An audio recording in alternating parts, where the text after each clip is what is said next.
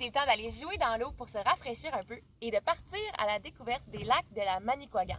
Mais il faut faire attention aux EAE, les espèces aquatiques envahissantes. C'est quoi ça?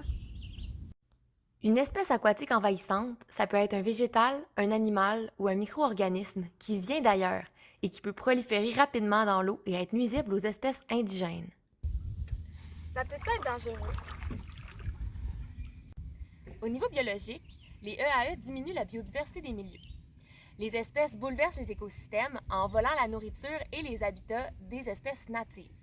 C'est un peu comme dans l'histoire de Boucle d'Or et des Trois Ours. Boucle d'Or est rentré sans permission dans la maison des Trois Ours et leur a volé leur nourriture et leur lit douillet. À leur retour, les ours avaient plus rien. Au niveau physique, les EAE peuvent obstruer les prises d'eau potable de votre résidence.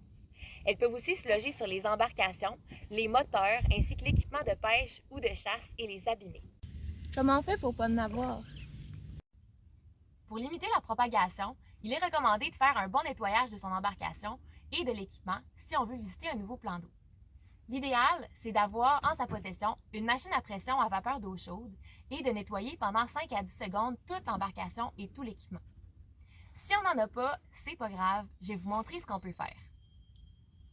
C'est d'utiliser une brosse et soit de l'eau de javel, soit du vinaigre blanc dilué dans l'eau du robinet. On inspecte l'embarcation, on retire les débris visibles, on vide l'eau et on frotte vigoureusement entre 10 à 20 minutes. Le nettoyage doit idéalement se faire à plus de 30 mètres de tout cours d'eau, ruisseau, fossé ou bouche d'égout.